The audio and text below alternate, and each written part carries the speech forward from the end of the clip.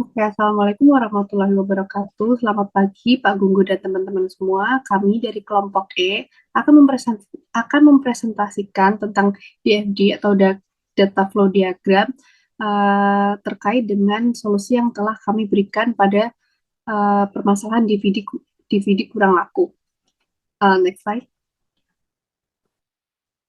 Kelompok kami beranggotakan 5 orang. Ada Adita Rizky, ada Anissa Diah Pratiwi, ada Bagus Surya, dan saya sendiri Hanindya Sarisa, dan ada Marsiska.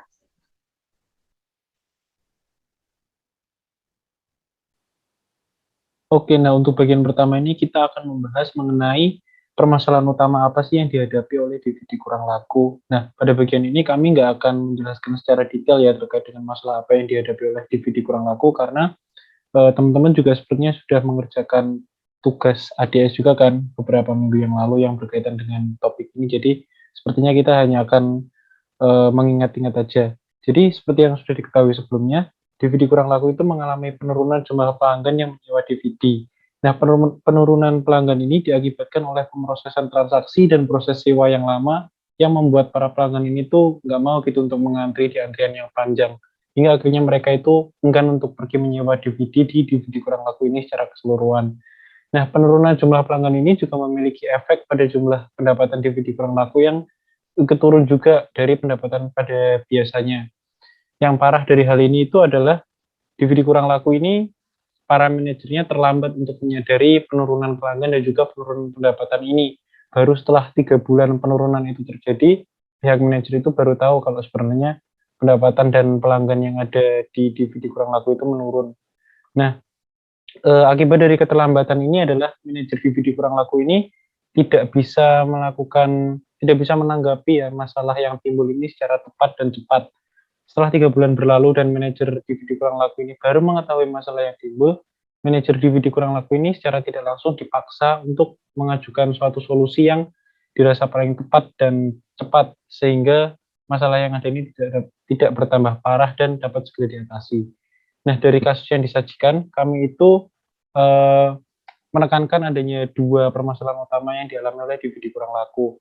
Yang pertama itu adalah praktik manajerial yang kurang efektif dan efisien sehingga membutuhkan waktu yang lama dalam menangani transaksi. Dan yang kedua adalah tidak terintegrasinya sistem yang dimiliki sehingga pihak manajemen puncak itu tidak mengetahui data yang ada dan mendapatkan informasi secara menyeluruh dan secara tepat waktu.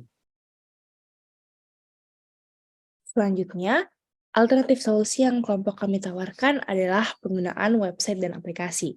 Nah, mengapa kami memilih untuk menggunakan alternatif ini? Karena yang pertama, penggunaan website dan aplikasi ini akan memudahkan kami dalam melakukan integrasi informasi. Selain itu, terdapat juga peningkatan efisiensi yang dapat dilakukan oleh manajemen dari toko DVD kurang laku. Dan yang ketiga, akan adanya kemudahan layanan kepada pelanggan. Dan yang terakhir yang paling penting adalah terdapat kemudahan pencarian informasi baik dari sisi manajemen maupun dari sisi pelanggan. Oke, nah untuk di bagian ini kita akan membahas mengenai metode pengembangan apa yang dirasa paling relevan untuk digunakan dalam mengembangkan proyek di DVD kurang laku ini. Jadi setelah tadi kita mengetahui ya bahwa solusi yang kami rasa paling tepat itu adalah pengembangan website. Jadi metode apakah yang dirasa paling relevan? Nah, kami itu menganggap bahwa metode Agile Scrum itu merupakan metode yang paling tepat atas beberapa pertimbangan. Jadi dengan pertimbangan bahwa kebutuhan pengembangan website terintegrasi di DVD kurang laku ini relatif tidak sebesar pada mega proyek lain ya seperti pengembangan ERP dan lain-lain, serta transaksi yang dimiliki oleh DVD kurang laku ini kan relatif sederhana ya. Kami itu memilih untuk menggunakan metode Agile Scrum. Beberapa alasan kenapa Agile Scrum itu kami pilih adalah karena yang pertama itu metode ini memungkinkan adanya fleksibilitas dalam tahap pengembangan. Nah, hal ini tuh cocok dengan kasus yang dialami oleh DVD kurang laku, sebab requirements atau kebutuhan yang dibutuhkan itu bisa saja berubah-ubah berdasarkan umpan balik pelanggan dan faktor-faktor lain. Nah, untuk yang selanjutnya, metodologi ini tuh berpusat pada kebutuhan dan umpan balik yang diberikan oleh pelanggan. Nah, hal ini tuh kami rasa juga cocok untuk diterapkan di DVD kurang laku, karena saat ini tuh DVD kurang laku tuh sedang berupaya nih untuk meningkatkan kualitas dari customer experience mereka. Dengan metode ini diharapkan hasil akhir proyek nanti itu benar-benar relevan dan sesuai sama apa yang dirasakan dan diinginkan oleh para pelanggan. Nah, untuk selanjutnya, metode ini tuh sangat menekankan pada kerjasama dan komunikasi antara tim pengembang dan juga stakeholder yang ada. Hal ini penting karena DVD kurang laku ini kan memiliki berbagai macam stakeholder ya, dimulai dari manajer, kemudian ada karyawan pramuniaga, ada pelanggan, dan sebagainya. Nah, untuk selanjutnya, metode ini tuh membuat pengembang itu mampu untuk beradaptasi dengan perubahan requirements atau kebutuhan dan secara terus-menerus mereka tuh mampu untuk melakukan improvement. Jadi mampu untuk melakukan continuous improvement. Ini sebenarnya masih ada kaitannya juga ya sama alasan fleksibel yang tadi sudah saya jelaskan. Nah, selanjutnya, mengingat penurunan pendapatan DVD kurang laku ini sudah terjadi selama kurang lebih 3 bulan ya, dan pihak manajer itu baru saja sadar. Nah, di sini itu terdapat urgensi untuk segera mengatasi masalah ini agar penurunan pendapatan itu tidak terjadi secara terus-menerus dan semakin parah. Salah satu keunggulan penggunaan metode Agile Scrum ini itu adalah hasil proyek itu bisa dihasilkan lebih cepat ketimbang apabila kita menggunakan metode SDLC. Selanjutnya, kami akan menjelaskan terkait data flow diagram level 0.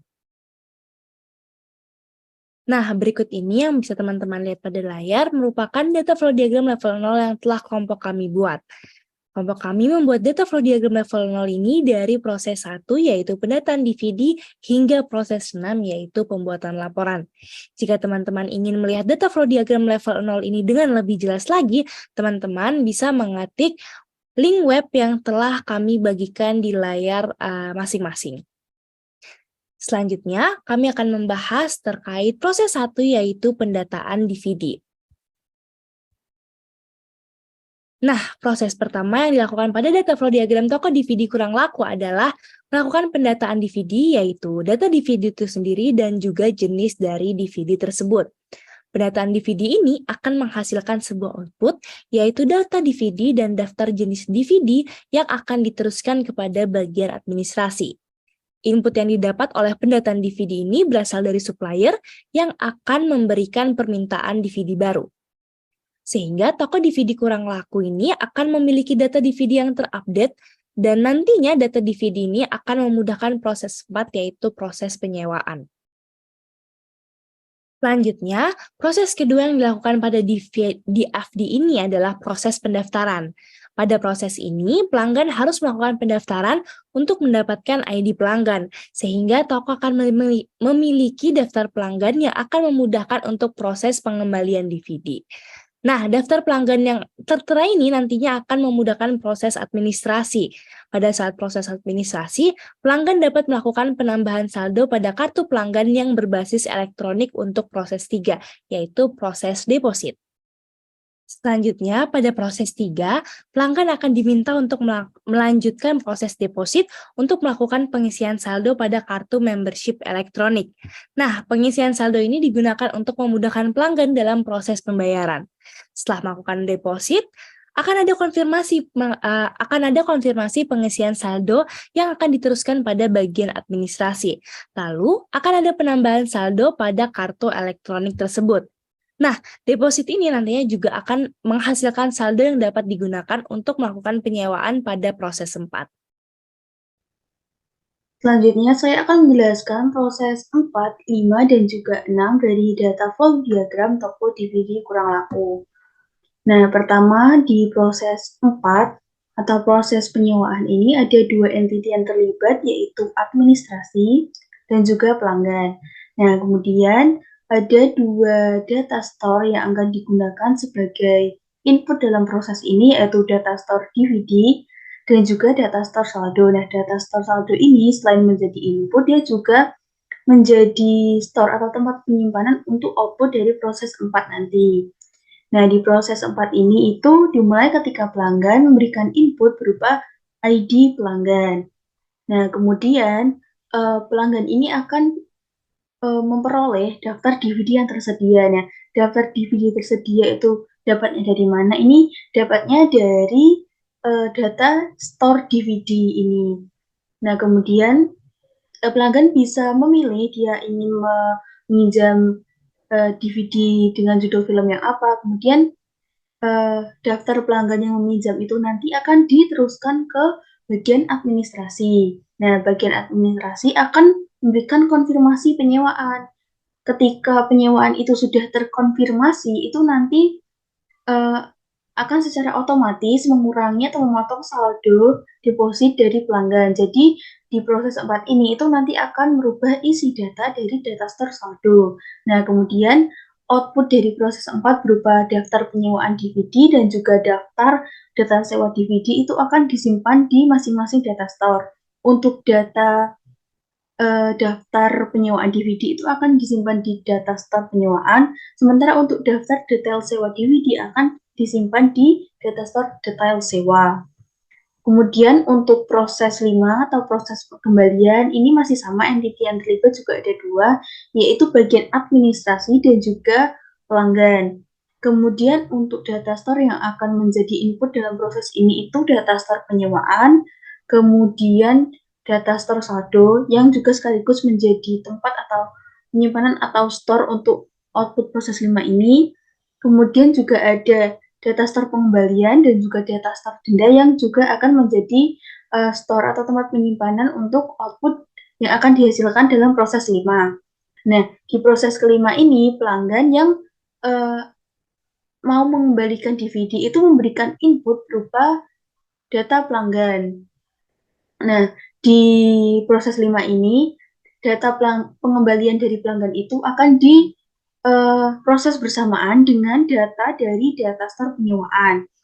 Kemudian, setelah itu, daftar pengembaliannya itu akan diserahkan ke bagian administrasi. Nah, bagian administrasi akan memutuskan nih, apakah pelanggan itu dikenai denda atau tidak. Kemudian, keputusan mengenai denda itu nanti ketika pelanggan memang ternyata dibebankan denda, itu nanti akan mengurangi saldo dari deposit pelanggan. Jadi, ini akan berpengaruh atau mengubah isi data dari data store saldo. Nah, informasi mengenai denda itu nanti juga akan diberikan ke pelanggan. Setelah proses 5 ini selesai, outputnya berupa daftar pengembalian DVD dan juga daftar denda pelanggan yang dibayarkan pelanggan jika ada, itu nanti akan disimpan di data store pengembalian dan juga data store denda. Selanjutnya, proses yang keenam atau proses yang terakhir itu proses pembuatan laporan. Nah, di proses 6 ini, entity yang terlibat itu ada 2, yaitu pemilik dan juga administrasi. Kemudian untuk data store yang akan digunakan sebagai input itu ada 3, yaitu data store pengembalian, denda, dan juga penyewaan. Nah, di proses 6 ini, data dari data store pengembalian, denda, dan juga penyewaan itu akan diproses bersama-sama di proses 6 ini. Selain dari ketiga data store itu, ini juga ada input yang bersumber dari bagian administrasi berupa data peminjaman DVD dan juga data pengembalian DVD. Nah, di proses 6 ini, semua input itu tadi akan diproses untuk bisa menghasilkan output berupa laporan-laporan. Nah, laporan-laporan ini nanti itu akan diberikan kepada pemilik dari toko DVD kurang laku. Nah, selanjutnya kita akan beralih ke data flow diagram level 1. Jadi, di DFD level 1 ini kita akan menjelaskan lebih rinci lagi mengenai 5 proses yang ada pada DFD level 0 sebelumnya, yaitu pertama proses pendataan, kedua proses pendaftaran, ketiga proses pengisian saldo, keempat proses penyewaan, dan yang terakhir proses pengembalian. Nah, langsung aja ke proses yang pertama. Di bagian yang pertama ini, proses pendataan dibagi lagi menjadi 3 tahapan, yaitu pendataan jenis DVD, permintaan DVD, dan yang terakhir pendataan judul DVD. Seperti yang sudah dijelaskan sebelumnya, proses ini dimulai dengan penyusunan data jenis DVD dan judul DVD apa saja yang akan diadakan oleh toko.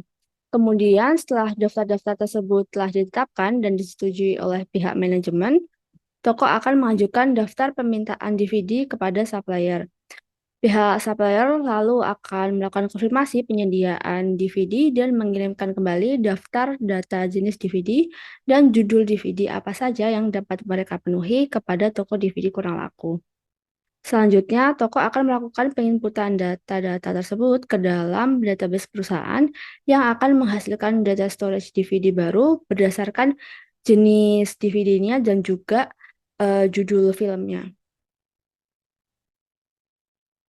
Kemudian untuk proses pendaftaran, tahapannya cukup sederhana, hanya terdiri dari 2 tahap. Yang pertama adalah pendataan pelanggan dan yang kedua pembuatan ID pelanggan. Alur ini dimulai dengan pengisian formulir pendaftaran oleh pelanggan. Jadi pelanggan dapat langsung mengisi formulir tersebut melalui e-form yang telah disediakan melalui website, sehingga proses yang dilakukan itu akan menjadi lebih mudah dan juga efektif. Berikutnya, petugas akan melakukan pengecekan terhadap kelengkapan dan kesesuaian prasyarat, misalnya seperti validasi kartu identitas, pas foto, dan sebagainya. Lalu setelah kelengkapan terkonfirmasi, dilakukan penginputan seluruh data pendaftar ke dalam database dan pembuatan kartu anggota atau kartu ID pelanggan. Nah, kartu ini kemudian akan diberikan kepada pelanggan dan di dalamnya memuat rekaman data terkait aktivitas sewa pelanggan. Data ini nantinya akan berguna bagi toko DVD kurang laku dalam pengecekan jadwal pengembalian DVD terkait kesesuaian dan juga waktu pengembaliannya. Nah, setelah melalui proses pendaftaran, akan dilanjutkan pada proses ketiga. Nah, pada proses ketiga ini berkaitan dengan deposit saldo pada kartu pelanggan yang akan digunakan untuk transaksi penyewaan DVD.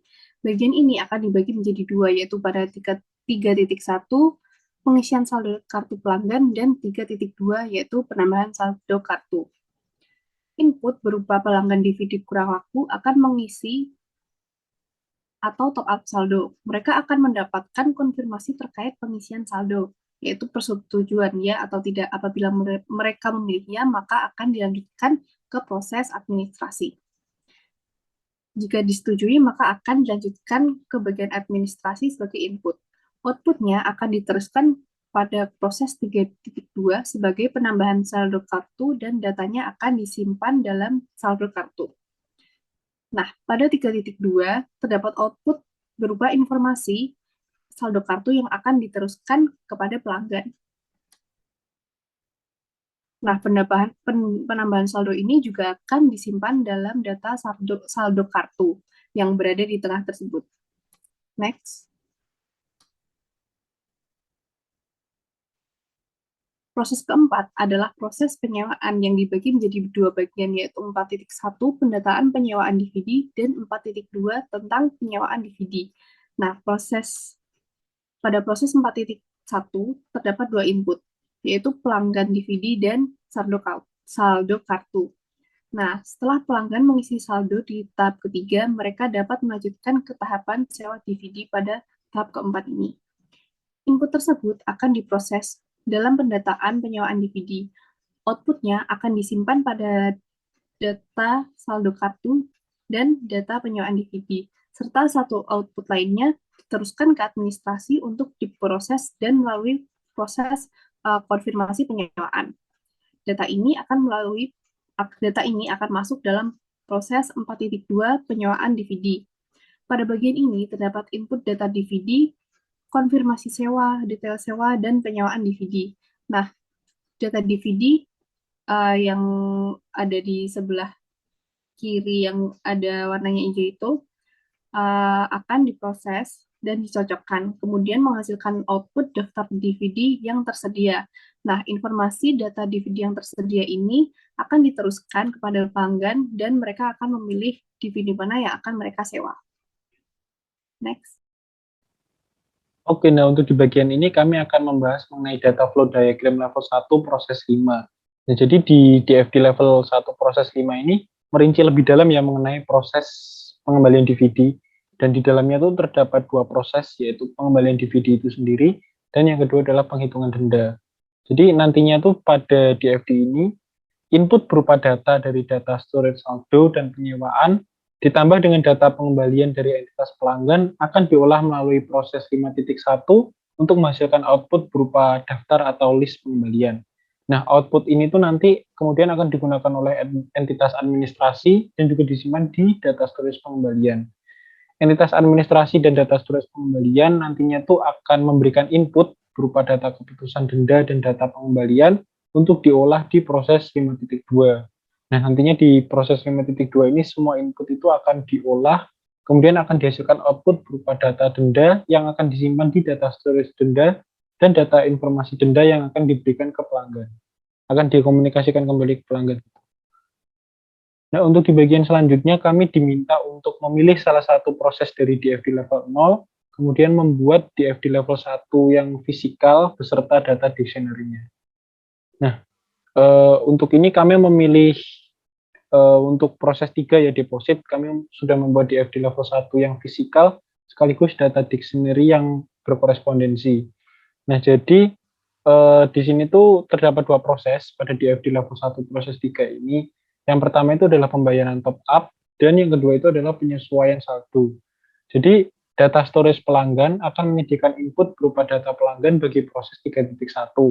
Nah, ditambah dengan input berupa data top up saldo dari pelanggan yang baru saja melakukan top up melalui metode pembayaran yang dipilih, proses 3.1 ini akan mengolah semua input yang masuk untuk menghasilkan output berupa konfirmasi top up saldo. Nah, konfirmasi top up saldo ini nanti akan digunakan oleh entitas administrasi. Kemudian dihasilkan juga data saldo yang nantinya itu akan disimpan di data storage saldo. Kemudian input berupa data penambahan saldo dari entitas administrasi dan data saldo dari data storage saldo itu tuh akan masuk dan diolah di proses 3.2 untuk dihasilkan output berupa informasi saldo akhir. Nah, informasi saldo akhir ini tuh udah disesuaikan ya berdasarkan top up yang tadinya sudah ditambahkan oleh pelanggan, dan saldo akhir ini nanti bisa dilihat, bisa diakses, dan bisa digunakan oleh pelanggan DVD kurang laku untuk melakukan sewa DVD gitu di dalam toko. Nah, teman-teman juga bisa lihat di sebelah kanan itu sudah ada tabel mengenai data dictionary ya. Dari kami membaginya berdasarkan beberapa data flow yang ada di level 1 itu berdasarkan top up saldo, kemudian ada konfirmasi top up saldo, ada penambahan saldo, dan ada informasi saldo akhir. Nah, itu tuh juga terbagi menjadi komponen ya teman-teman. Ada ID top up, pada top up saldo itu ada ID top up yang berisi kode unik atas transaksi top up tertentu, kemudian ID pelanggan itu berisi identifier untuk pelanggan, kemudian ada top up amount yang berisi jumlah top up yang diukur menggunakan satuan mata uang. Kemudian ada juga metode pembayaran yang itu tuh berisi metode pembayaran apa sih yang digunakan oleh pelanggan untuk top up. Bisa jadi itu pelanggannya menggunakan debit, kredit, cash, dan lain-lain. Kemudian ada juga timestamp top up. Jadi itu tuh berisi kapan sih pelanggan itu melakukan top up, di tanggal dan waktu dilaksanakannya transaksi. Kemudian untuk konfirmasi top up saldo itu ada ID konfirmasi yang berisi kode identifikasi unik atas konfirmasi suatu transaksi top up, kemudian ada ID top up konfirmasi yang berisi kode identifikasi unik atas transaksi top up yang dikonfirmasi, kemudian ada juga confirmation timestamp yang isinya tuh tanggal dan waktu kapan sih top up-nya itu dikonfirmasi. Nah, kemudian untuk bagian penambahan saldo itu ada ID penambahan yang isinya tuh kode identifikasi unik untuk penambahan saldo, ada juga ID pelanggan tuh nanti isinya identifier untuk pelanggan mana yang saldonya akan ditambah, kemudian ada amount, jumlah yang akan ditambah ke saldonya itu berapa, kemudian ada alasannya, jadi alasan kenapa sih saldonya itu bertambah, bisa jadi saldo itu bertambah gara-gara ada hadiah, ada promo, ada refund, atau bisa jadi tadi itu ada top up. Kemudian ada addition timestamp, kapan sih saldo itu ditambah gitu, tanggal dan waktunya itu kapan. Kemudian untuk informasi saldo akhir itu ada komponen saldo akhir yang isinya tuh saldo paling terakhir milik pengguna yang ditampilkan dan diukur menggunakan satuan mata uang dan bisa dilihat oleh pengguna. Oke, cukup sekian presentasi dari kelompok kami. Terima kasih teman-teman atas perhatiannya. Apabila ada pertanyaan yang ingin disampaikan kepada kami, teman-teman bisa langsung mengisi forum diskusi yang ada di ELOG. Terima kasih. Wassalamualaikum warahmatullahi wabarakatuh.